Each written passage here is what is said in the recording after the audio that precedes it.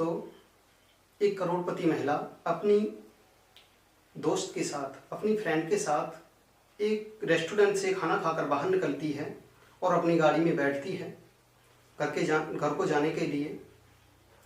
तभी वहाँ पर एक भिखारी था जो कचड़े में भोजन पड़ा हुआ था, उसको निकाल कर खा रहा था। उनकी गाड़ी के पास आता है और गाड़ी में हल्के से हाथ मारता है शीशा में।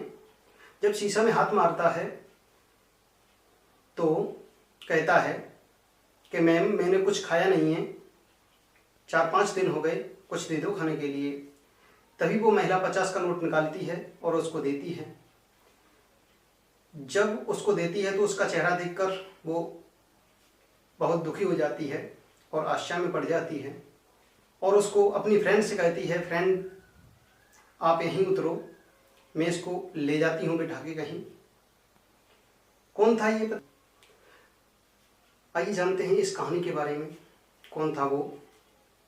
और उस महिला ने उसको अपनी गाड़ी में बिठाया। दोस्तों, कहा जाता है कि पत्नी पत्नी ही होती है।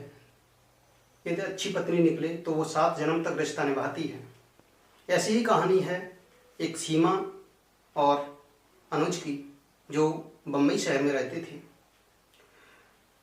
जब वो बम्बई शहर में रहते थे, अनुज और सीमा की शादी होती है। शादी होकर सीमा अनुज के घर पर दुल्हन बन के आती है। दुल्हन बनकर आने के बाद 1-2 दिन निकलते हैं, 1-2 दिन बीतते हैं। 1-2 दिन बीतने के बाद सीमा को पता चलता है कि अनुज ड्रिंक वगैरह करता है, स्मोकिंग करता है और इसके ऐसे लोगों से संपर्क हैं जो इसको बर्बाद कर देंगे और इसका पैसा खर्च करने में लगे हुए हैं, वो जो एक दिन इसको मिट्टी में मिला देंगे।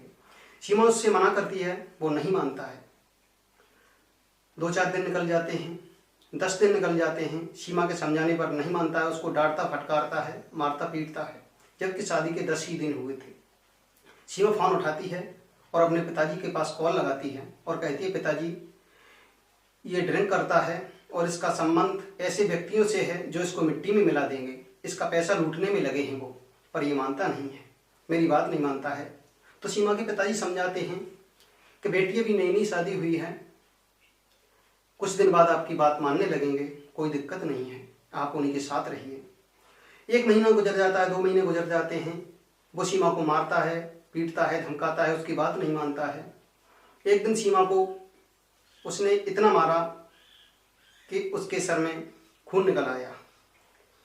तब उसने कहा, पिताजी मैं नहीं रहना चाहती यहाँ पे, क्योंकि ये पत्नी की, एक स्त्री की मन की भावना ही नहीं समझता है और ये स्त्री का सम्मान करना ही नहीं जानता है, तो मैं इसके साथ एक पल भी नहीं रहना चाहती।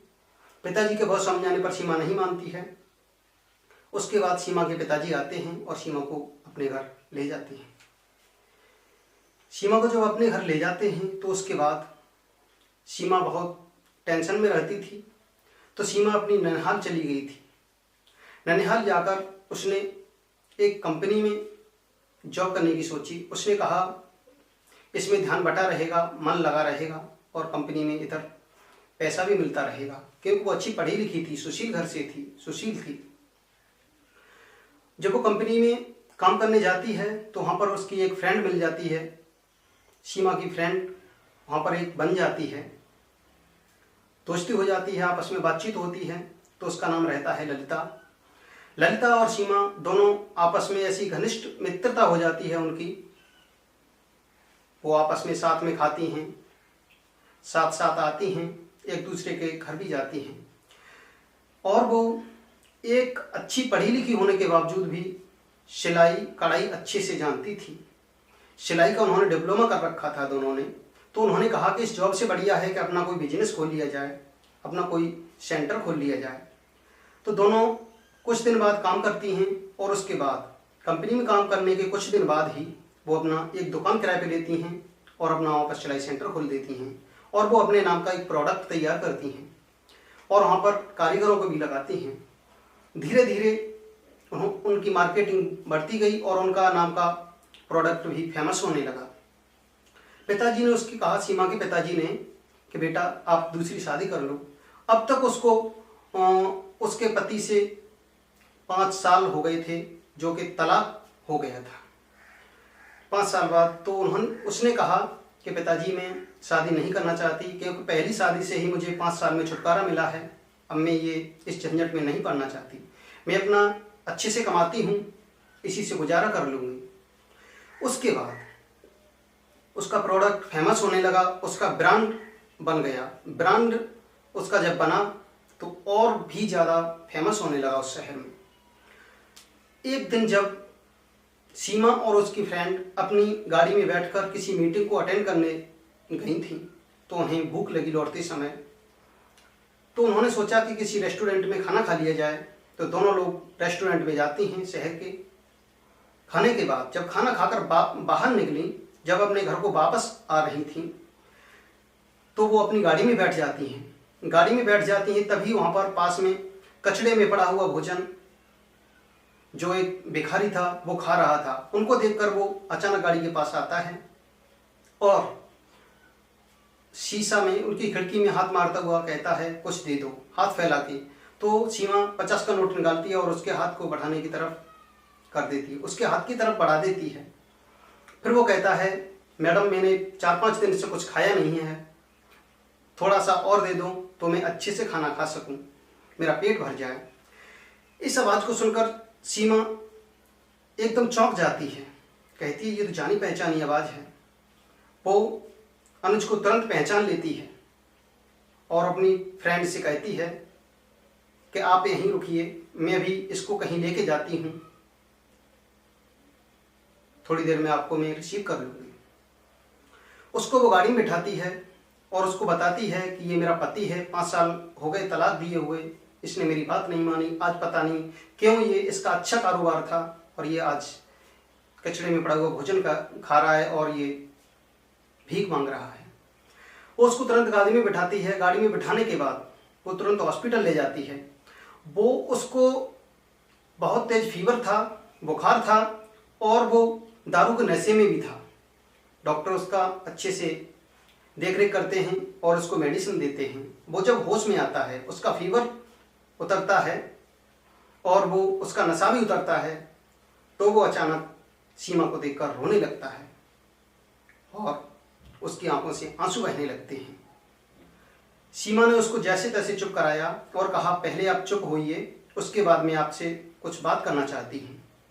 उसने कहा कि आपका अच्छा कारोबार था, आपका गाड़ी को खरीद कर बेचने का काम था, उस काम का क्या हुआ? अच्छे से आप पैसा कमाते थे, आपका अच्छा कारोबार था।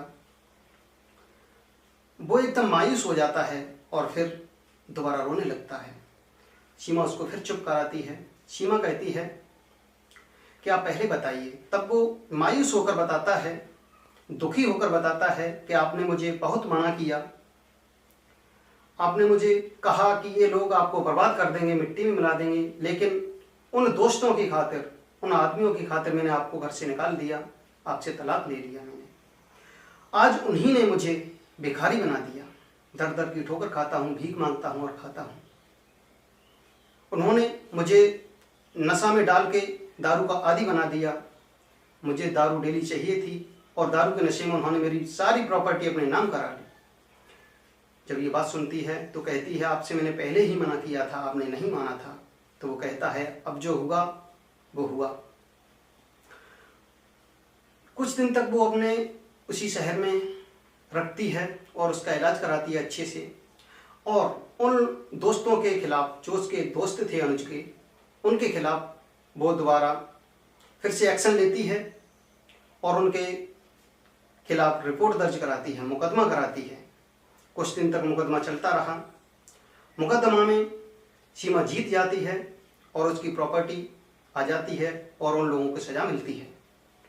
उसके बाद फिर सीमा अनुज से कहती है कि अब आज के बाद आप दारू नहीं पियोगे, मुझसे वादा करो और अपनी ज़िंदगी अच्छे से जीना, क्योंकि आपको आपकी प्रॉपर्टी दिला दी मैंने और आप अच्छे से जीना, दारू से हाथ भी नहीं लगाओगे। अनुज कहता है कि बिल्कुल भी मैं दारू से हाथ नहीं लगाऊंगा। इतना कहकर सीमा वहाँ से जाने लगती है।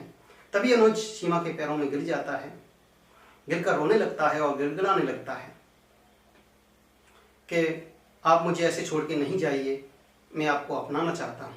सीमा कहती है नहीं, आपने पहले मेरी ज़िंदगी बर्बाद कर दी और अपनी भी ज़िंदगी बर्बाद कर ली, तो मैं अब दोबारा आपसे शादी नहीं कर सकती, आपके साथ नहीं रह सकती। फिर सीमा सोचती है यदि मैं इसको ऐसी ही हालत में छोड़ दूँ, इससे शादी ना करूँ, तो फिर ये दारू पी सकता है, फिर से ये बर्बाद हो सकता है। तो वो फिर से उससे शादी करती है। घर वालों को अभी तक नहीं पता चलता है। जब घर पर जाकर बताती है कुछ दिन बाद, तो उसके माता पिता सीमा के बहुत खुश होते हैं। खुश होने के बाद जब सीमा अनुज के घर पे आती है तो अनुज के माता पिता भी बहुत खुश होते हैं। कहते हैं बेटा, ऐसी ही स्त्री होनी चाहिए जो अपने पति को गलत रास्ते से सही रास्ते की ओर ले आए।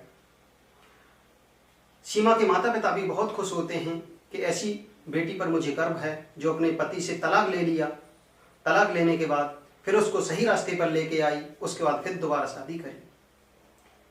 तो उसके बाद वे दोनों आपस में अच्छे से जिंदगी जीते हैं। आपकी क्या राय है अनुज के बारे में और सीमा के बारे में कमेंट बॉक्स में अवश्य बताएं। यदि आपको कहानी अच्छी लगी हो तो चैनल को अवश्य सब्सक्राइब करें और दोस्तों के साथ शेयर करें। तब तक के लिए जय हिंद, जय भारत। मिलते हैं अगली कहानी के साथ।